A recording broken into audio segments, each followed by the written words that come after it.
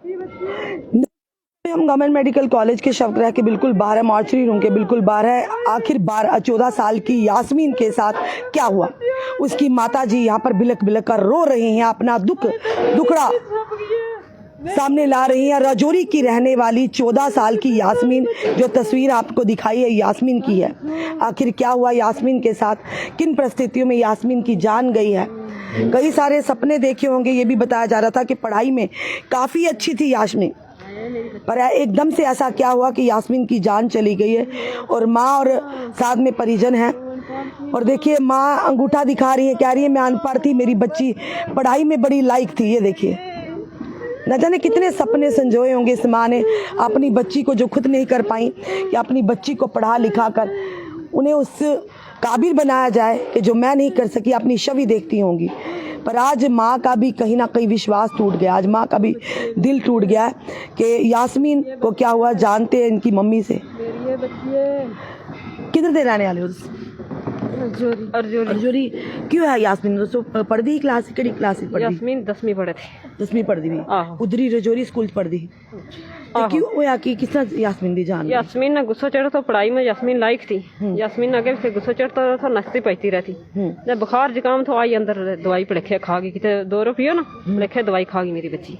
उनकी दौरा पैदा है? किस चीज का दौरा पैदा है? कोई चीज को दखल से बाहर गो साये तो कोई इलाज वगैरह नहीं करवाया? पेंशन हो जाती, फिरती रही अपने दारू ले गए पियो, प्रदेश में थोड़ा अपने दारू फिरती रही है।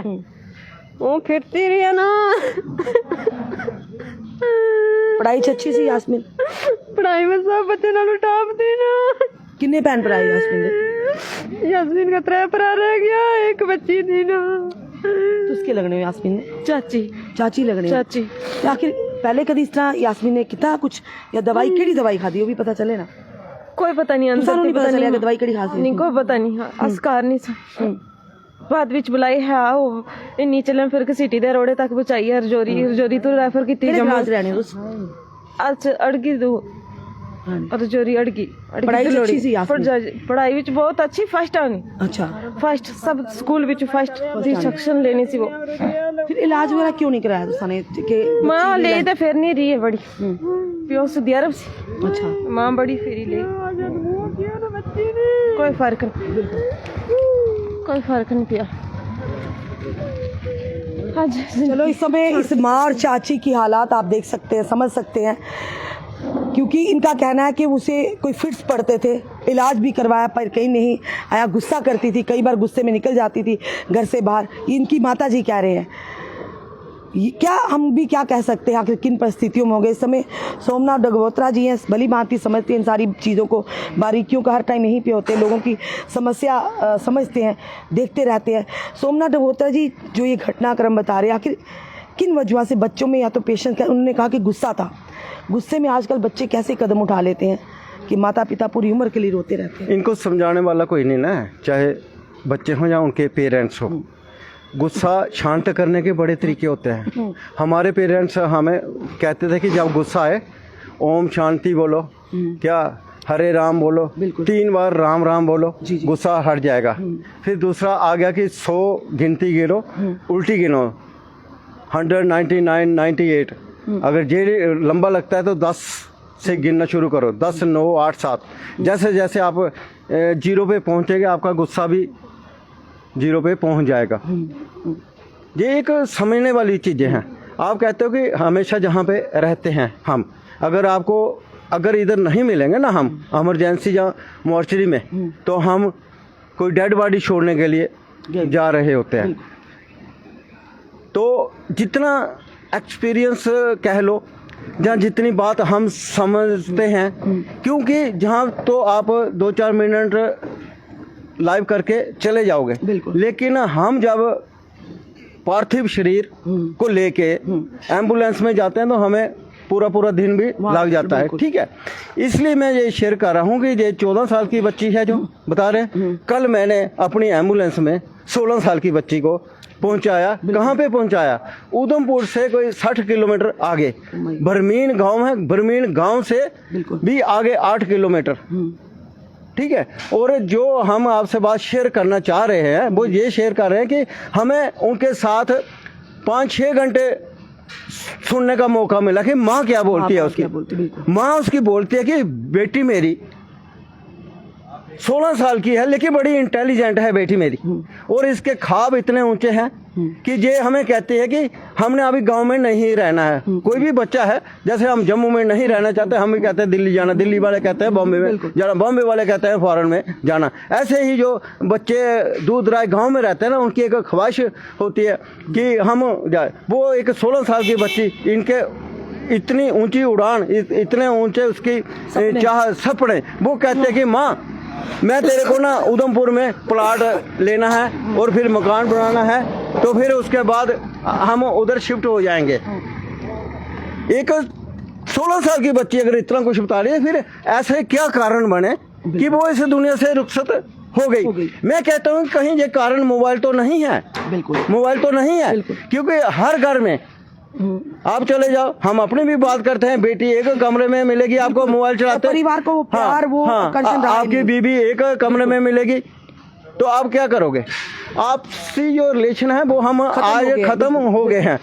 हमें इस वक्त जरूरत है माँ बाप को बच्चों का दोस्त बनने की, पर इनका दोस्त बनने की, और बच्चों को माँ बाप का। आज तो 6 महीने का, साल का बच्चा दूध पीता है ना, बिना मोबाइल बिल्कुल इस्तेमाल करते, मोबाइल देखते देखते दूध दे देते हैं। लेकिन ये उनका बच्चों का क्या कसूर है? 6 महीने साल का बच्चे का, वो तो पेरेंट्स का कसूर है ना, कि बच्चे को दूध डालते हैं बॉटल में, मोबाइल पकड़ा देते हैं, देते हैं। अगर 3-4 बार ऐसा करोगे तो बच्चे की हैबिट बन जाएगी, वो फिर बिना मोबाइल के वो दूध नहीं पिएगा। ये भी बड़ी छोटी सी बात है। सबसे बड़ी बात है कि जो उसको बीमारी लगेगी, ये एक बीमारी है मोबाइल। तो मैं कहता हूँ अगर 16 साल के 14 साल के बच्चे इस दुनिया से जा रहे हैं, तो ऐसे मोबाइल को तो दरिया में फेंक देना चाहिए, गाड़ी के नीचे दे देना चाहिए। क्या फायदा उस मोबाइल का? हाँ, पहले सिस्टम नहीं था कि 2 महीने की गर्मियों की छुट्टियां पड़ती थी, बच्चे नानके चले जाते थे, नाना नानी उसको समझाते थे, मामा मामी समझाते थे। आज वो रिश्ते खत्म हो गए, बच्चे इस तरीके से प्रेशर है उनके ऊपर पढ़ने का कि वो इस कदम पे उठते हैं। आज मतलब मैं ये कहना चाहूँगा कि माँ बाप बच्चे का दोस्त बन जाए, बच्चे माँ बाप का दोस्त बन जाए, और उनको ऐसी आदतें मत डाले। बिल्कुल सही कहा आपने।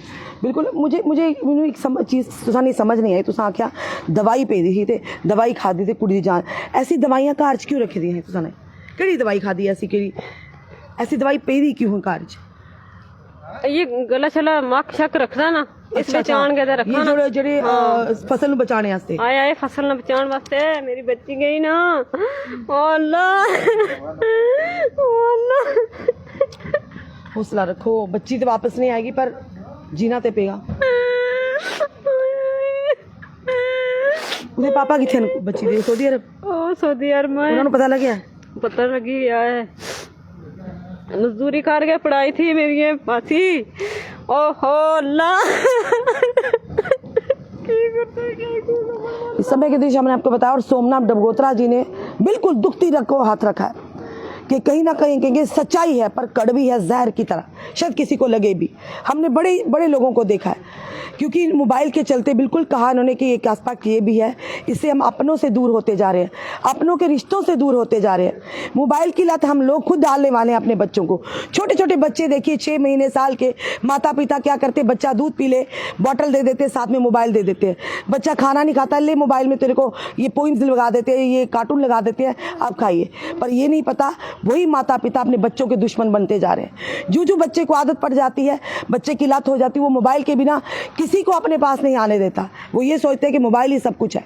तो यही कारण है जब हम छोटी उम्र में बच्चों को हाथ में मोबाइल थमा देते हैं, उन्हें ये बताते हैं मोबाइल ही ज़रूरी है, और बच्चों को भी लगता है माँ बाप से रिश्तों से बढ़कर मोबाइल हमारे लिए, जिसके चलते बच्चे ज़िद्दी हो जाते हैं। अगर कल को बड़े होकर उन्हें मोबाइल ना दिया जाए, जिसकी चीज़ की आदत हो, कहते ना कि आदत छूटना बड़ी मुश्किल की बात होती है, तो वही आदत बड़े आके इतने बड़े बवाल को कहीं ना कहीं अंजाम देती है। जिस तरह से सोमनाथ डबगोत्रा जी ने कहा कि आज के दौर में बच्चे जो मोबाइल में अच्छी चीज़ें भी देखते हैं और गलत चीज़ों का इम्पैक्ट भी लोगों की ज़िंदगी पर, खास करके युवा युवतियों के पड़ रहा है।